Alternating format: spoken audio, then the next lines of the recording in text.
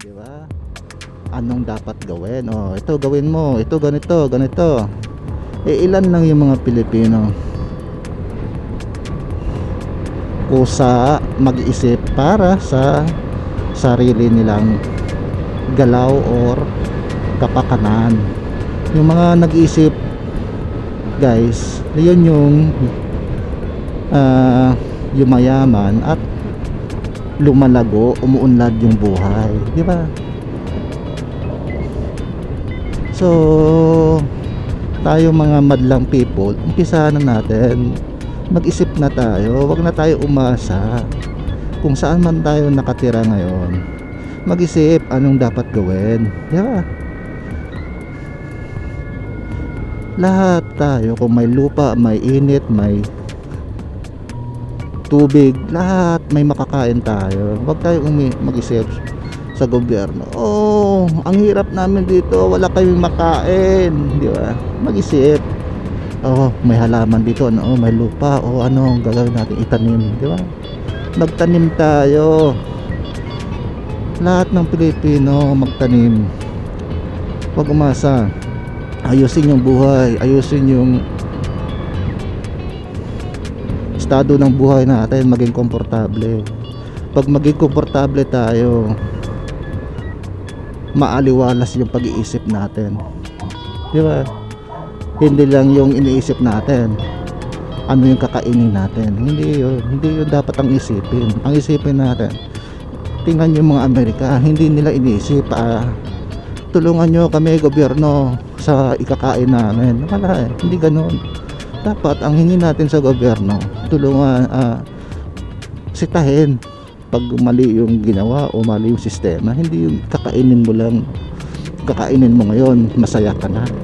Ang bait-bait nito, ang politiko na to, binigyan ako ng tinapay, binigyan ako 10 piso. Hindi ganoon, guys. Kaya wag nating asahan yon sa politiko na ganoon ang ibigay sa atin. Asahan natin sa politiko, baguhin yung sistema, yung batas. Tayo ang dapat nga may limitasyon Ang problema natin sa ikakain araw-araw, problema natin yon, hindi yon sa mga politiko. Ang hanapin natin sa kanila yung sistema. Pero connected naman yan sistema at kakainin mo. Pero wag mo namang asahan yung ano yung kakainin mo ngayon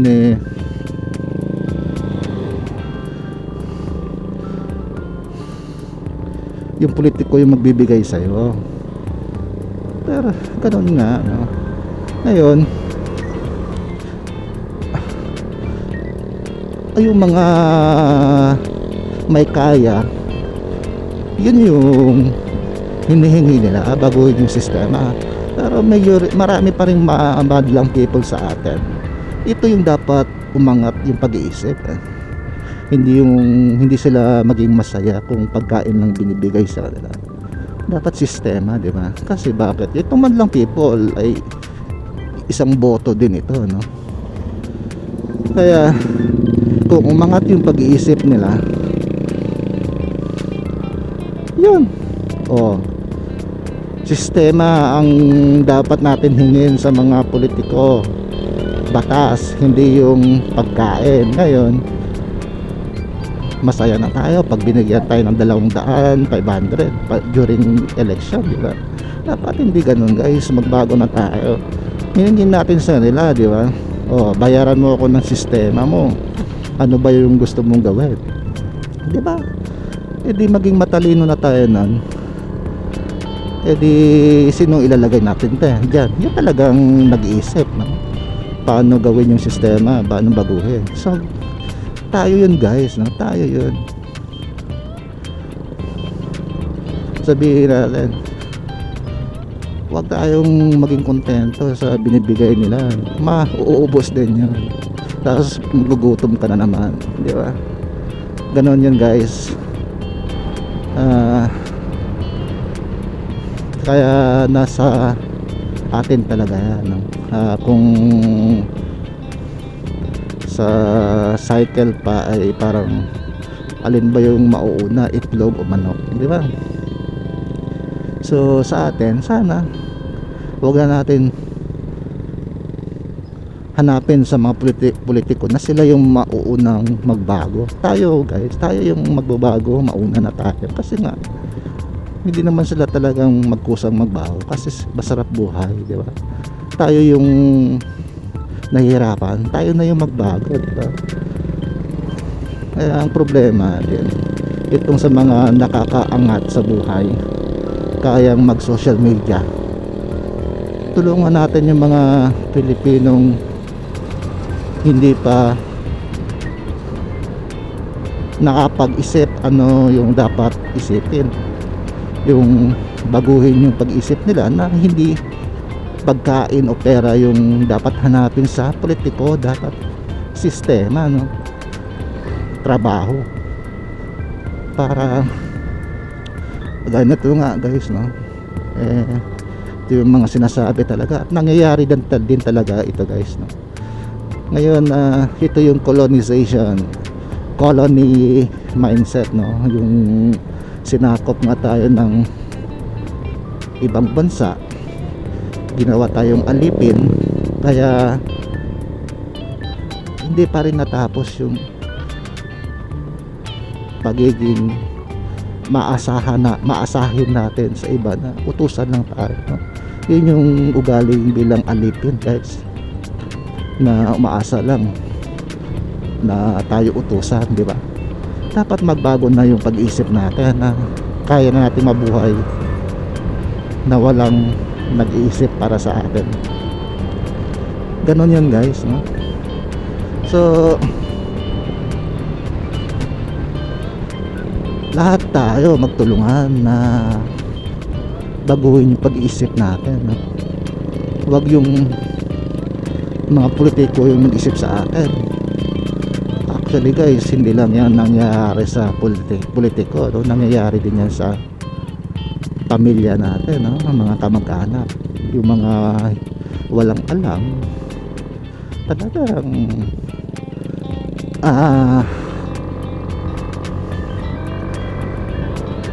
ano ba tawag doon, yung dihado, no? Dihado lalo na sa lupa. May yun nga, no? Nangyari sa amin, yung tatay ko dihado, no? Kasi nga ewan ko ano nangyari, yung kapatid niya yung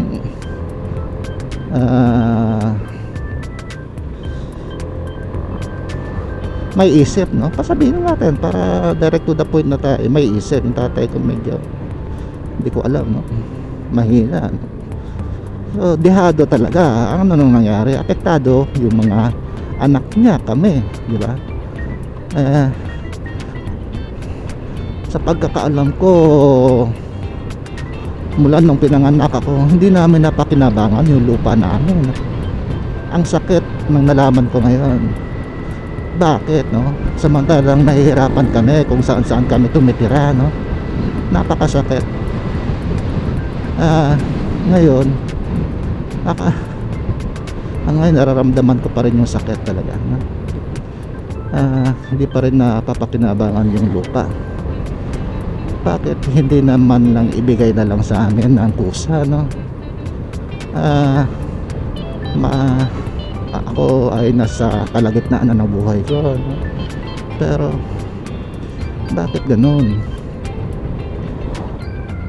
Hindi, kung isipin ko lagi, napakasakit talaga, no? Ang sarap sana sa buhay, maramdaman na may lupa ka, no? Napakasarap. Kaya lang yun yung nangyari sa amin. Naging dihado kami dahil nga ako lang yung namumulat ngayon na paano gawin dapat, no? Makuha yung lupa namin. Kaya lang itong mga kapatid ko ngayon tamad mag-isip, no? Hindi pa rin namumulat.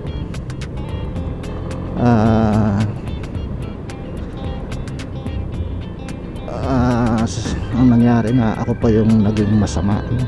Ako pa yung kinakontra. So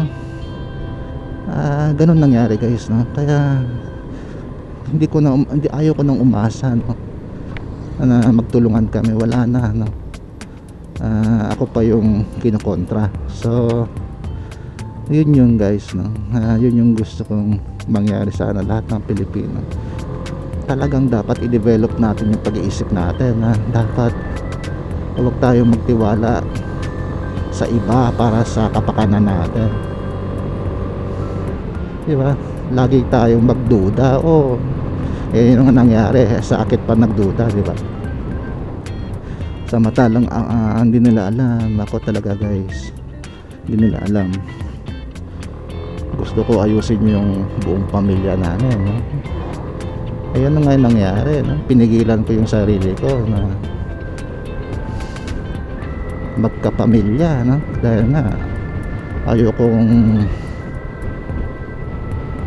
ayokong may mangyari sa amin na kung may humingi man, wala akong maibigay, di ba? Dahil nga may pamilya na ako.